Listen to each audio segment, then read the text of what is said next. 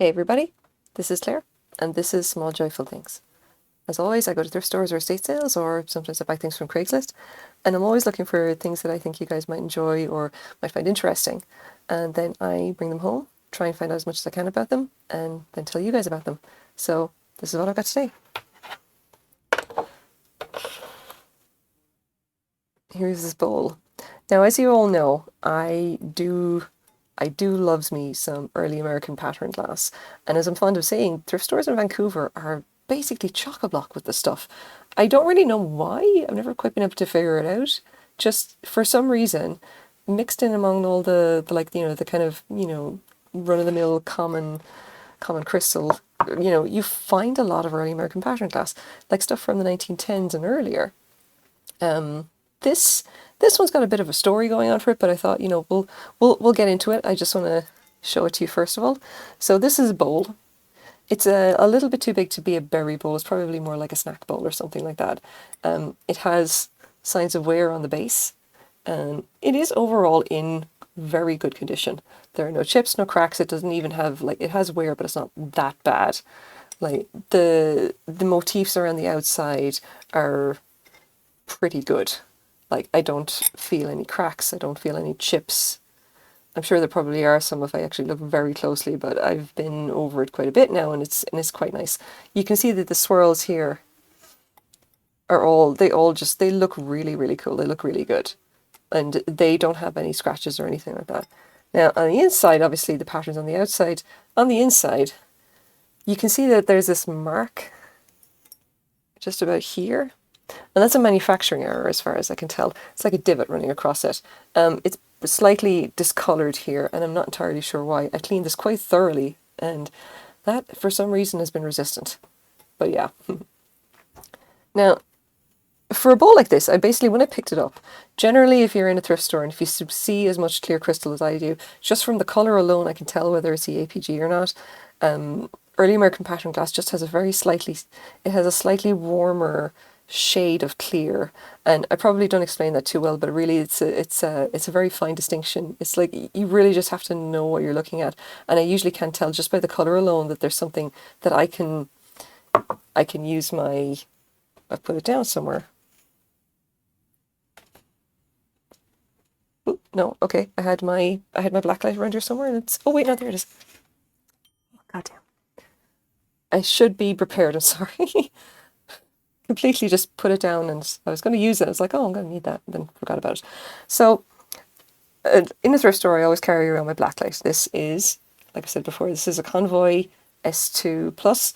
It was about, I think, $30 Canadian on Amazon. It takes an enormous battery, which you have to actually go to Canadian Tire and buy separately. And I highly recommend you get like the rechargeable kind. Just to show you real quick. This is the battery that goes into it. Big whacking battery, and this has a port at the top to recharge it. The battery, I think, is about $15. That said, I highly recommend getting one. If I remember correctly, this is 365mm wavelength. This is the long wave one. I have found I've had a couple of black lights. I've picked one and just kind of gotten used to how it responds to glass, and I just use that as a diagnostic tool anytime I'm wandering around a thrift store, especially when I'm dealing with stuff like clear glass. And when I'm looking for EAPG, I'm always looking for this glow. And it's probably a little bit hard to see here because the black light itself is so bright. So we'll see if we can get a good, yeah, see. All you see is just that. Okay, here we go. Now if you see that faint kind of green, pale lemon color, that is the manganese flash, and that's generally a good sign that this is going to be early 20th century. They didn't really use manganese a lot of the, for modern glass. Modern glass, and they're actually using clarifying agents. They'll use things like selenium. They'll use stuff that makes the glass either it has no fluorescence at all, or it'll be kind of a pinky purple kind of a thing. So generally, if I use the black light on a piece of glass and it doesn't have this glow, I can just put it back. I'll be sure that, no, okay, that's probably not EAPG. I'm not going to waste my time with it. This though, if it lights up green, I generally take a second look at it. So far, it's been pretty good as a diagnostic tool. It has not been 100%. it is not, I'm not going to say that it's an absolute certainty to help you find old glass. I'm just saying it's very handy to have one because it can tell you what stuff is vintage. You definitely then need to obviously pick up the piece, look at it, turn it over around. Does the style match? Does it look correct for the time? Like, if you pick up something that looks obviously mid-century modern or like just modern glass and it flashes green, okay, there's something wonky going on there. Just, it tells you about the composition, not necessarily the age. So take that, take that as a warning. The green glowy stuff is usually the interesting stuff. Anyway, when I used my blacklight in this, I was fairly confident that it would show green, and it did. And the nice thing about this one is that it's got some motifs that I generally don't see, which is specifically these enormous swirls. And I definitely thought it was interesting because of that. So before we get ahead of ourselves here, we'll measure it up real fast. It is about 3 inches high and 7.5 inches across the widest part. Now, nice thing about this, and I said it did have a story, all right? And before I ramble off topic a little bit too much, the story is basically this, and it is a story of the federal glass. Now, the actual pattern, which I have to say took some identifying, because if you are going to get into early American pattern glass, you will have a hell of a time actually identifying it to begin with. It is very, very tricky. You have to essentially spend a lot of time on this website, EAPGS.org or .net. I think they both go to the same place. And you have to familiarize yourselves with the motifs, because that is effectively how we identify EAPG. Because each of these motifs has a name. Like this is a diamond, like a diamond point.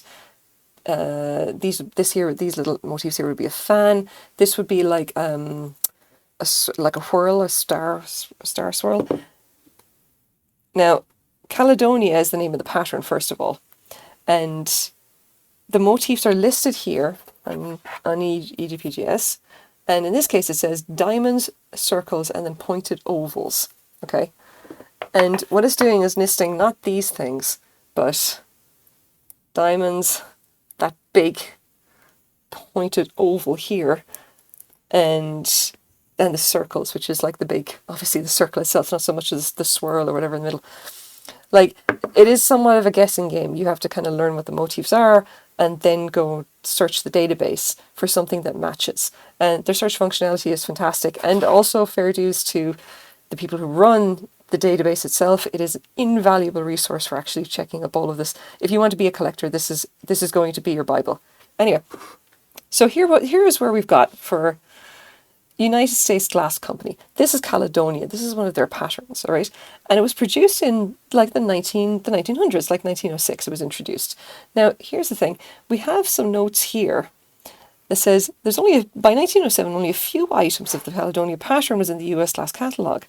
Then it starts to appear in the 1907 federal glass assortments in various wholesaler catalogues. And now we're into shenanigans. Now, a full line of this pattern appears in 1914 Federal, also designated as the same pattern number. Okay, so what was going on? They're asking the same question. And they're saying that Federal Glass were big into pattern copying. And there's a little bit of just kind of theory crafting here as to like what exactly was going on. Did US Glass kind of decide the pattern wasn't successful and then sell the molds? Well, yeah, I mean, we have a little bit more about Federal Glass here. And by 1914, the Federal Glass catalogue included a full range of pressed glass and imitation cut glass patterns and other fashionable patterns of the period. And they only made clear flint glass at the time, etc., etc. And by comparing Federal Glass catalogue with the US Glass catalogue in the publication, they conclude some 75% of the patterns Federal produced during this period were made from molds they acquired from other manufacturers, especially US Glass. These included Pico Feather, Caledonia, wonk wonk, and some of the Kansas pattern. Anyway, so what we have here is effectively a conundrum. This could have been made by US Glass. However, it could also have been made by Federal Glass after they acquired the molds. I think the balance of probability is that it's probably made by Federal. Simply because like US Glass weren't making it for very long.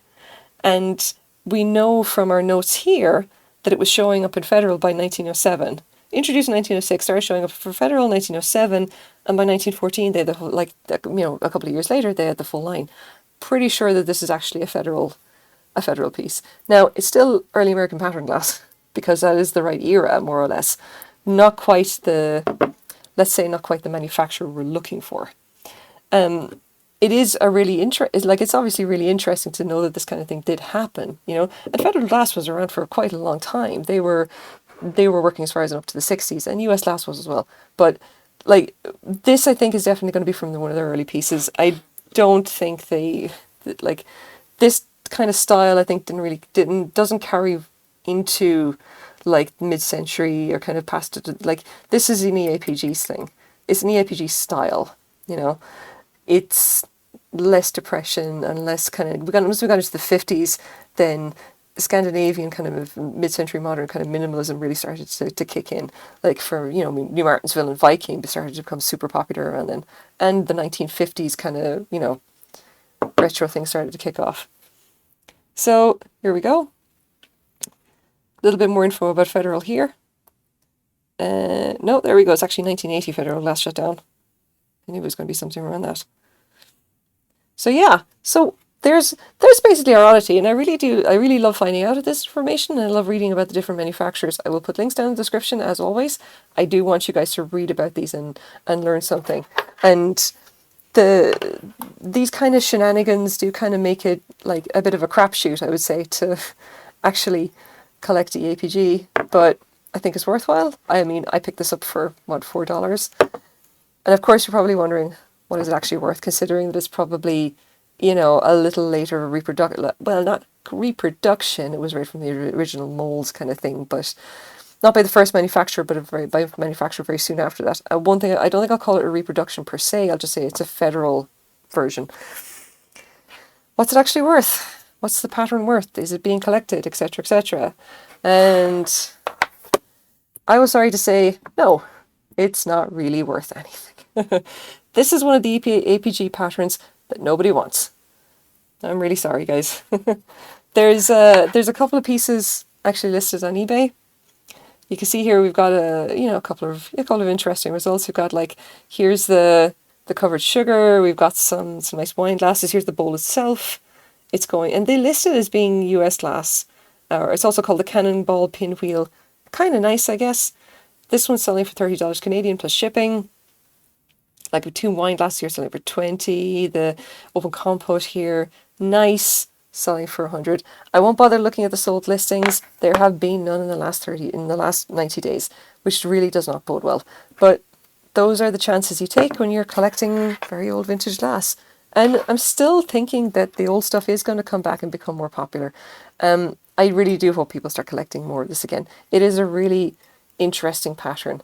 And even though it was made by another manufacturer, all the EAPG I've ever handled has been stuff like this. It's big, solid, tough glass. It is heavy and weighty, and it feels good to handle. So here you go. This is my small joyful thing for the day. As always, my Etsy link is down in the description. If you want to see any like some of the vintage glass that I sell, you can go take a look there. Or if you're interested in anything I do my videos about. Thanks very much for watching, guys. Bye bye.